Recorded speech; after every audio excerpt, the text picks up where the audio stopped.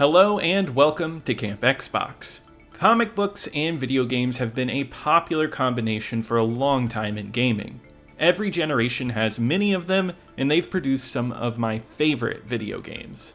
Today, I want to look back at 5 that came out on the 360.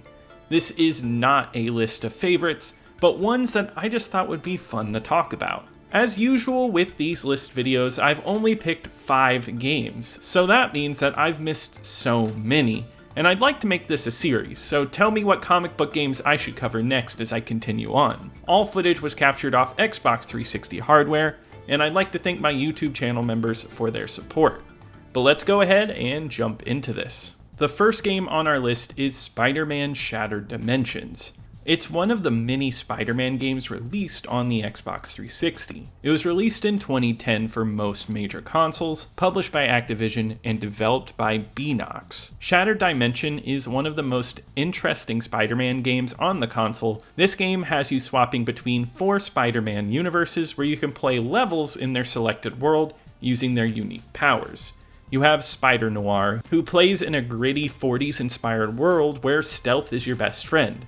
You've got 2099, who can slow down time when fighting. Ultimate, he uses his symbiote powers to destroy enemies, as well as Amazing Spider-Man, who is your more traditional Spider-Man you'd expect to play. All of them are a lot of fun, and this mixing and matching of universes gives this game a nice variety of things to do and places to look at.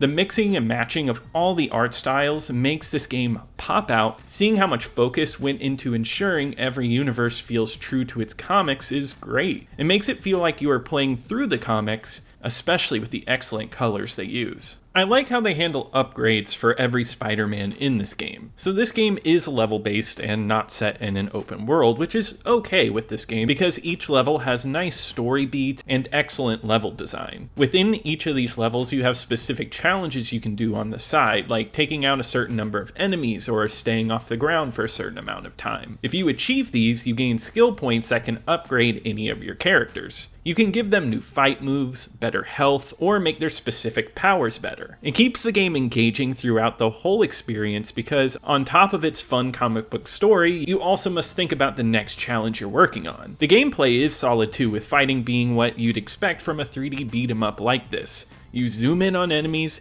hit some combos, and flow through combat. It's snappy and a blast. The noir levels shake this gameplay up though. You sneak in shadows and take out enemies. It reminds me a lot of the stealth sections in the Arkham games, and that's not a bad thing at all. If I'm going to give this game one negative though, I don't think the swinging is down perfectly here, but it does a good enough job. It's all wrapped up in a fun comic book story with the writers Dan Slott and Matt Hoffmeyer, who have written countless Spider-Man stories, doing a great job. They weave a tale with Madam Web about how a tablet has been broken apart and each Spider-Man has to collect the scattered pieces, many of which are safeguarded by villains in each universe. You see many classic villains like the Hobgoblin, Electro, Kraven the Hunter, and many more. It gives you so much to see and do, and it's wrapped up in a nice, fun package. This game had a mixed reception at launch, but I always found it to be a highly entertaining Spider-Man game, and it's well worth checking out.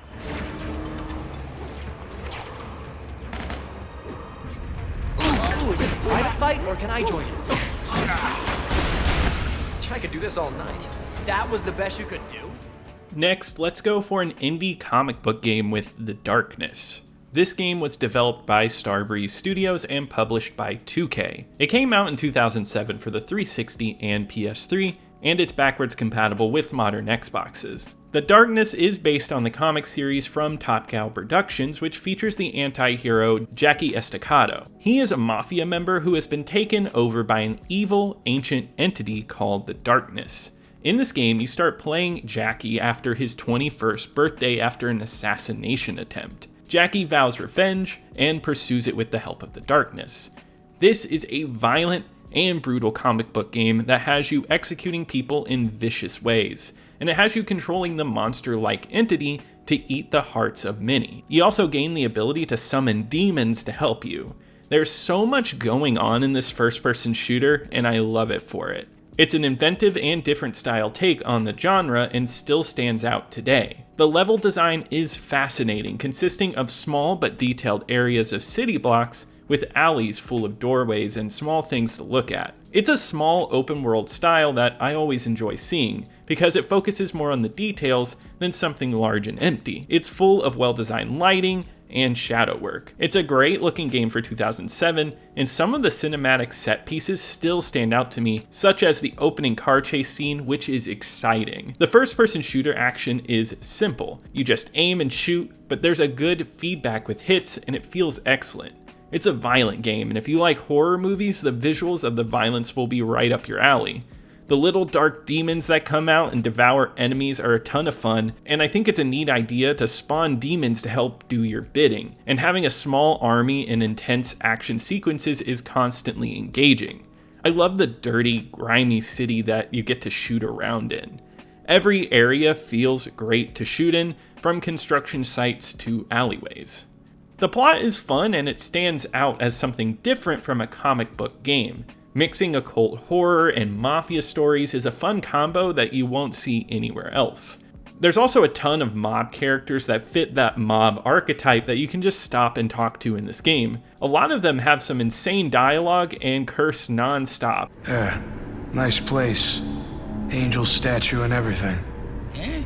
What the hell are you talking about? You're in a piss parlor, kid.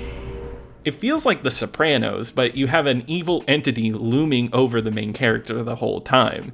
This odd mix of elements makes the plot feel creative, like nothing I've seen. It's an anomaly of gaming, and I think it deserves a lot of praise for that. It's an entertaining, neat first-person shooter that translated from comic to game very well.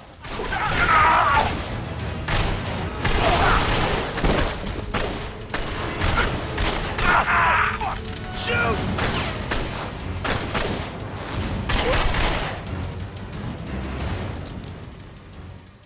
Next up is Batman Arkham Asylum. Released in 2009, it was published by Eidos and Warner Brothers, with Rocksteady developing the game. It was released on PC, 360, and PS3, but has been ported many times to newer consoles. I know on these lists, I like to go for the not-so-obvious choices because you see many of the same games talked about on YouTube. But I couldn't skip an opportunity to talk about this fantastic game. I remember playing this Batman game when it was new and having an amazing time. It's a game that I return to every once in a while. Taking place in Arkham Asylum, Joker has taken over and trapped everyone inside.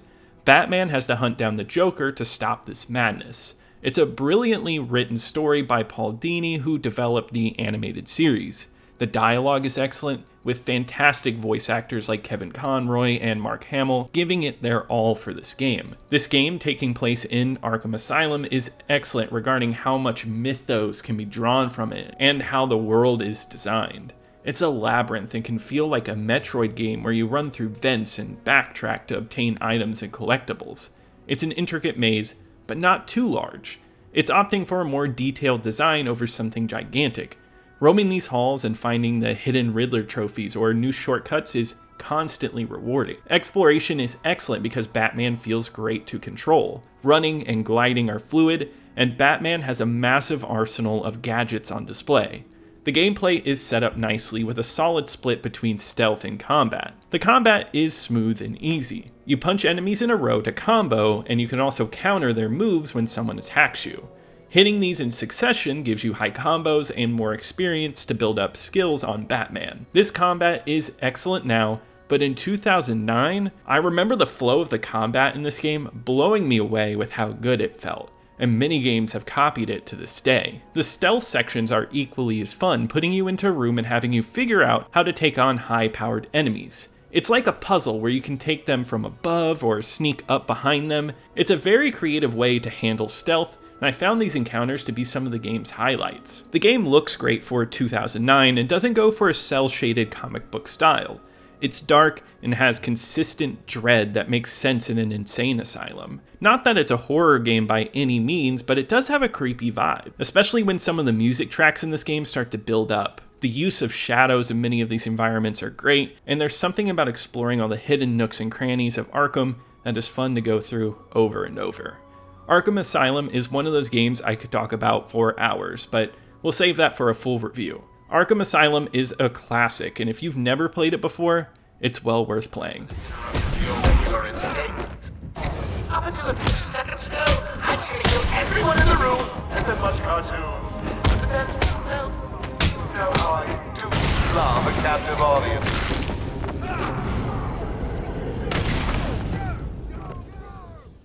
The fourth game on today's list is Turok, the reboot of the Turok series that came out in 2008. Propaganda Games developed it and Touchstone published it. Touchstone is the Disney Interactive label for mature-rated games, much like Disney's Touchstone Film Company that put out more adult movies. Funny enough, this is the only game released under Touchstone Games. That's one of the many odd things about this game, and it wasn't really included in this list because it's great. I just find it to be an interesting release. So many people are familiar with the great Nintendo 64 Turok games, but many might not be aware that Turok is based on a classic comic series dating back to 1954. Valiant Comics would take this character in the 90s, reinvent it, and become the Turok that we would be more familiar with. In 2008, there was an attempt to revitalize the series by rebooting it and giving it a more Call of Duty design. In this game, you are hunting for a war criminal who has taken over a planet. You hunt him and the many dinosaurs that inhabit this planet. You will use your military training and marksman skills to take out anything you need to. Turok focuses more on the military side of things, with you facing down many troops, shooting them with your guns, and hiding behind cover. You also take on giant and tiny dinosaurs, which are the definite highlights of this game. Shooting down dinosaurs in dense jungles is a blast, except for maybe the little dinosaurs. Those will sneak up on you, and they're annoying. It's still something different though, and the dinosaur aspect is a lot of fun. The shooting itself feels a little off. It's perfectly playable and can be fun, but the gunplay just doesn't feel very satisfying. It's a tricky element to explain, but it's a little difficult to aim at things, even on the lowest and highest sensitivity. The field of view doesn't help either, it feels really limited, but you get used to it. The game overall has a little bit of a janky feeling, which is surprising for the amount of money I'm sure went into this game. It's a level of clunkiness that doesn't make it necessarily bad. The controls feel odd, but once you wrap your head around them, it starts to click, and it's a game that you can have fun with. I like the graphical look of this game. They use many dark greens and browns, which makes sense for this game since there's tons of jungles, making it easy for dinosaurs to sneak up on you. The dinosaurs look great and the characters are animated well. They did a great job giving characters some personality, but the insane voice cast helps out with that a lot. Is Turok a tremendous comic book game? No, not really. It also doesn't hold up to any of the classic Turok games. You have to go into this one knowing that it's entirely different and not as good. It has plenty of flaws, and if you're not into mindless shooters, I say stay away. But as someone who likes throwing on a shooter, relaxing through a story, and seeing some dinos, this one can be fun for a run through.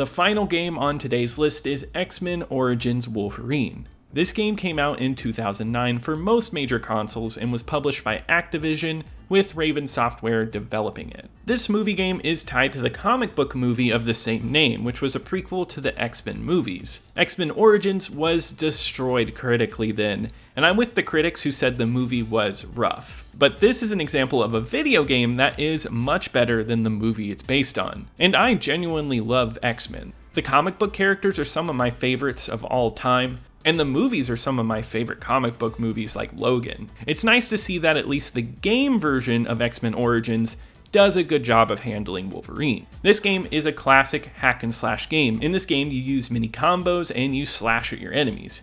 You swipe at them with your claws and can do some insane acrobatics like throwing them up in the air and swinging your claws around as fast as possible. It's fast, active, and just plain fun. It controls well, and hacking your way through enemies feels excellent. It's the main bulk of the gameplay, so it could feel a little repetitive. But this game is so fun to play that it doesn't really matter. It's brutal too, with this being a rated M game. Blood and gore are splattered everywhere, and it's fantastic.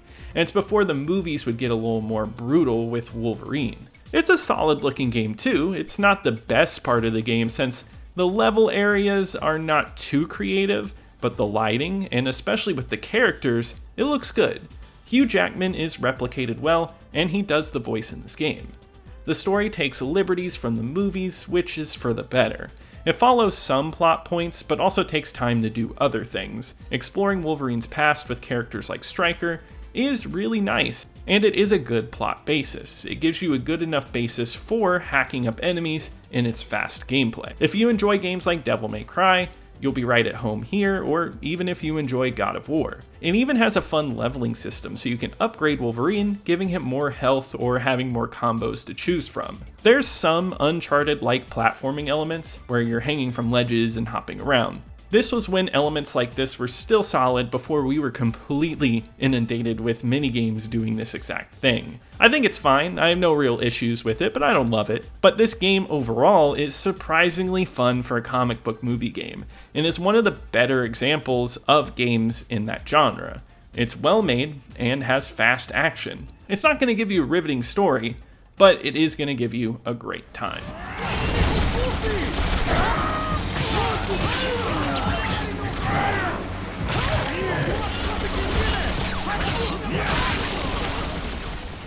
Well, that does wrap it up.